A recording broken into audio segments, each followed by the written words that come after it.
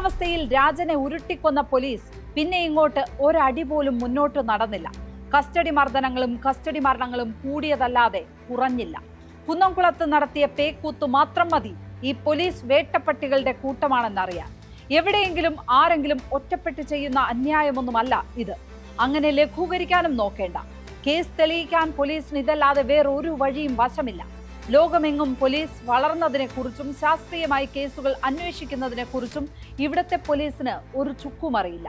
ലോകം മുന്നോട്ടു പോകുമ്പോഴും കേരള സമൂഹത്തെ പിന്നോട്ട് കൊണ്ടുപോകുന്നത് ഈ തെമ്മാടിക്കൂട്ടമാണ്. യൂത്ത് കോൺഗ്രസ് ചൊവ്വന്നൂർ മണ്ഡലം പ്രസിഡന്റ് VS സുജിത്തിനോട് പോലീസ് കാണിച്ചതെന്തെന്ന് പുറത്തു വരാൻ 2 വർഷം വൈകി. അതും കോടതി ഇടപെട്ടതുകൊണ്ട് മാത്രമാണ് ദൃശ്യങ്ങൾ പുറത്തെത്തിയത്. ഒരു നിയമവും ബാധകമല്ലെന്ന് കരുതുന്ന പോലീസിലെ ഈ താന്തോന്നികൾ ഒരു സംഘടിത ഗുണ്ടാ സംഘമായാണ് പ്രവർത്തിക്കുന്നത്. സ്പോട്ട്ലൈറ്റ് ആരംഭിക്കുന്നു. ജോർജ് സാറന്മാർ വിലസുന്ന കേരള പോലീസ്.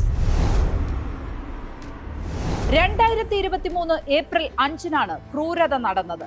ഇപ്പോഴീ ദൃശ്യങ്ങൾ പുറത്തു വന്ന ശേഷമാണ് കോൺഗ്രസിന്റെയും യൂത്ത് കോൺഗ്രസിന്റെയും സംസ്ഥാന നേതൃത്വം വിഷയത്തിൽ ഇടപെട്ടത്.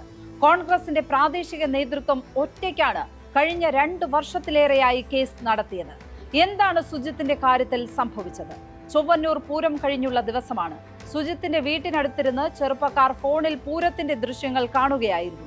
സുജിത്ത് വീട്ടിൽ ഉറക്കത്തിലും. പോലീസ് എത്തി ബഹളം വച്ചപ്പോൾ ഇറങ്ങി വന്നതാണ് സുജിത്ത്. പോലീസിൽ നിന്ന് മാത്രം കേൾക്കുന്ന ഭാഷയിൽ ചെറുപ്പക്കാരെ നേരിടുന്നതാണ് സുജിത്ത് കണ്ടത്. ഇത് സുജിത്ത് ചോദ്യം ചെയ്തു. ആ നിമിഷം പോലീസ് സുജിത്തിന് നേരെ തിരിഞ്ഞു. പൊക്കിയെടുത്ത് ജീപ്പിലിട്ടു. ജീപ്പ് സ്റ്റേഷനിൽ എത്തും വരെ മർദ്ദിച്ചു. സുജിത്തിനെയും കൊണ്ടുപോയ ജീപ്പ് ഒറീന ജംഗ്ഷനിൽ നിർത്തി. സ്റ്റേഷനിൽ GD ചാർജ് ഉണ്ടായിരുന്ന ഉദ്യോഗസ്ഥൻ അവിടെ നിന്ന് ഇറങ്ങി വന്ന് ജീപ്പിൽ കയറി മർദ്ദിച്ചു. ജീപ്പ് സ്റ്റേഷനിലേക്ക് എത്തുന്നതിന് മുമ്പ് ഈ ഉദ്യോഗസ്ഥൻ നടന്നു വരുന്നതും CCTV ദൃശ്യങ്ങളിൽ നിന്ന് പിന്നീട് സ്ഥിരീകരിച്ചു. സ്റ്റേഷനിൽ എത്തിച്ച് മുകളിലെ നിലയിലേക്ക് സുജിത്തിനെ കൊണ്ടുപോയി. അവിടെ SIയുടെ നേതൃത്വത്തിൽ ചൂരലെടുത്തായിരുന്നു മർദ്ദനം. ഇത്രയേറെ മർദ്ദനമേൽക്കാൻ സുജിത്ത് അതിനു മുമ്പ് ഒരു കേസിലും പ്രതിയല്ല. എന്തെങ്കിലും ക്രിമിനൽ കുറ്റം ചെയ്തു എന്ന ആരോപണം നേരിട്ടിട്ടില്ല. ആകെ ചെയ്തത് പോലീസിനോട് ഒപ്പത്തിനൊപ്പം നിന്ന് സംസാരിച്ചത് മാത്രമാണ്. അതിനുള്ള ശിക്ഷയായിരുന്നു ഈ അതിക്രൂര മർദ്ദനം. ഈ നടന്നതെല്ലാം ശരിവച്ച് ആഭ്യന്തര വകുപ്പിന്റെ പക്കലുമുണ്ടായിരുന്നു ഒരു അന്വേഷണ റിപ്പോർട്ട്. അന്ന് പരാതി ഉയർന്നപ്പോൾ അന്വേഷിച്ചത് crime records bureau assistant commissioner KC സേതുവാണ്. സുജിത്തിനെ സ്റ്റേഷനിൽ എത്തിച്ച് മർദ്ദിച്ചു എന്ന് സ്ഥിരീകരിക്കുന്നതാണ് ആ റിപ്പോർട്ട്. മാത്രമല്ല ജീപ്പിൽ വച്ചും മർദ്ദിച്ചിട്ടുണ്ടാകാം എന്നും റിപ്പോർട്ട് പറഞ്ഞു വെക്കുന്നു. സ്റ്റേഷനിൽ എത്തിക്കും മുമ്പ് വഴിയിൽ നിർത്തിയിട്ട് മർദ്ദിച്ചിരിക്കാം എന്നും റിപ്പോർട്ടിലുണ്ട്. സ്റ്റേഷനിലെ CCTVയിൽ എത്തും മുമ്പ് പരമാവധി മർദ്ദിക്കുക എന്ന ലക്ഷ്യത്തോടെയാണ് പോലീസ് പ്രവർത്തിച്ചത്. എന്നാൽ സ്റ്റേഷനിൽ എത്തിച്ചു കഴിഞ്ഞിട്ടും ചിലർക്ക് മതിയായില്ല. അങ്ങനെയാണ് മുകളിലെ നിലയിലേക്ക് കൊണ്ടുപോയി ക്രൂരമായി മർദ്ദിച്ചത്. ഗരുഡൻ തൂക്കവും കാവടിത്തുള്ളലും ഉരുട്ടലും നഖത്തിൽ ആണിയടിക്കലുമൊക്കെ ഒരു കാലത്ത് കേരള പോലീസിന്റെ സ്ഥിരം വിനോദമായിരുന്നു. ഏത് ഭരണം വന്നാലും അതിൽ നിന്ന് ഈ പോലീസ് 1 ഇഞ്ച് പോലും മാറി സഞ്ചരിക്കില്ല എന്നാണ് ഈ സംഭവങ്ങളിൽ നിന്ന് വ്യക്തമായത്. സുജിത്ത് ആരെയെങ്കിലും ഉപദ്രവിക്കുകയോ അസഭ്യം പറയുകയോ ചെയ്തിട്ടില്ല.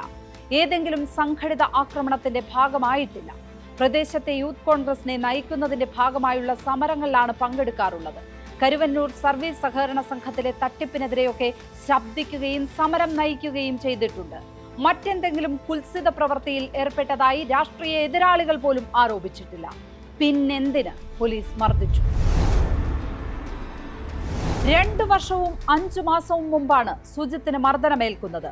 പ്രാദേശിക കോൺഗ്രസ് നേതൃത്വം ഈ വിഷയം ഉന്നയിച്ച് സംസ്ഥാന നേതൃത്വത്തെ പലതവണ സമീപിച്ചു. വിഷയം നിയമസഭയിൽ ഉന്നയിക്കാനോ സംസ്ഥാന തലത്തിൽ ഒരു പ്രതിഷേധം സംഘടിപ്പിക്കാനോ ആരും തയ്യാറായില്ല. എന്നിട്ടും നിരാശരാകാതെ പ്രാദേശിക നേതാക്കൾ നടത്തിയ കേസാണ് ഇപ്പോൾ നിർണായക വഴിത്തിരിവിൽ എത്തിയത്. പോലീസിന്റെ ആഭ്യന്തര അന്വേഷണത്തിൽ പോലും കൊടിയ ക്രൂരത നടന്നു എന്ന് കണ്ടെത്തിയ സംഭവമാണ്.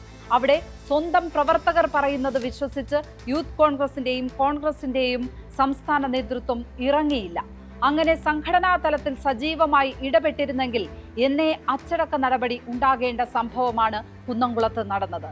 സ്വന്തം പ്രവർത്തകർക്ക് മർദ്ദനമേറ്റത് മറ്റേതെങ്കിലും പാർട്ടിയിലായിരുന്നെങ്കിൽ അത് എന്തൊരു വിഷയമായി മാറുമായിരുന്നു. പോലീസ് തലോടിയാൽ പോലും തല്ലി എന്നാരോപിച്ച് ആശുപത്രിയിൽ പോകുന്നവരുടെ കാലമാണ്. അവിടെയാണ് അതിക്രൂരമായ മർദ്ദനം നടന്ന് 2 വർഷമായിട്ടും സംഘടനാ തലത്തിൽ അനങ്ങാപ്പാറയായി തുടർന്നത്. നേതൃത്വം ഗൗനിച്ചില്ലെങ്കിലും പ്രവർത്തകർ നടത്തിയ പോരാട്ടമാണ് കേസിനെ ഈ നിലയിൽ എത്തിച്ചത്. ലാത്തിയും തോക്കുമായി ജനങ്ങൾക്കിടയിൽ നിൽക്കേണ്ടവരല്ല പോലീസ്. ലാത്തിയും തോക്കുമൊക്കെ ആവശ്യം വരുന്നത് ശത്രുക്കൾ ആക്രമിക്കാൻ വരുമ്പോഴാണ്. കള്ളന്മാരെയും കൊള്ളക്കാരെയും നേരിടേണ്ടി വരുമ്പോൾ ഉപയോഗിക്കാനാണ് പോലീസിന് ആയുധങ്ങൾ നൽകുന്നത്. പൗരന്മാരുടെ ദാസന്മാരാകണം പോലീസ്. അവരുടെ മെക്കിട്ട് കയറി എന്തുമാകാം എന്ന ചിന്ത ഉണ്ടാക്കി വെച്ചത് ബ്രിട്ടീഷ് പോലീസാണ്. അവർ നാട് വിട്ടു പോയിട്ട് 78 വർഷം കഴിഞ്ഞു. എന്നിട്ടും പോലീസിന്റെ മനോഭാവത്തിൽ ഒരു മാറ്റവുമില്ല. ഉത്തരവാദിത്തപ്പെട്ട സംഘടനയുടെ ഒരു മണ്ഡലം പ്രസിഡന്റിനെ കൊണ്ടുപോയി ഇങ്ങനെ മർദ്ദിക്കണമെങ്കിൽ പോലീസിന് സാധാരണ മനക്കെട്ടിയൊന്നും പോരാ. എന്ത് കാണിച്ചാലും രക്ഷിക്കാൻ ആളുണ്ടെന്ന ധൈര്യത്തിലാണ് ഇങ്ങനെയൊക്കെ ചെയ്യുന്നത്. ആ ധൈര്യം പോലീസിനുണ്ടാക്കി കൊടുക്കുന്നത് അതത് സമയം ഭരിക്കുന്ന പാർട്ടികളാണ്. പോലീസ് കാണിക്കുന്ന പിഴവുകളൊന്നും ഒരു സർക്കാരിൻ്റെതുമല്ല, അത് പോലീസിന്റെ മാത്രം പിഴവാണ്. എന്നാൽ ഒരേ പിഴവ് ആവർത്തിച്ചുകൊണ്ടേയിരിക്കുകയാണെങ്കിൽ കഥ വേറെയാണ്. പോലീസിനെ കയറൂരി വിട്ടിരിക്കുന്നു എന്നാണ് അതിന്റെ അർത്ഥം. പോലീസിന്റെ മനോവീര്യം തകരുന്നതിനെ കുറിച്ചോർത്തല്ല, ജനങ്ങളുടെ ആത്മധൈര്യം ഇല്ലാതാകുന്നതിനെ കുറിച്ചോർത്താണ് നമ്മൾ ആധികൊള്ളേണ്ടത്. സ്പോട്ട്ലൈറ്റ് ഇനി നാളെ മറ്റൊരു വിഷയവുമായി ഇതേ സമയം. നമസ്കാരം.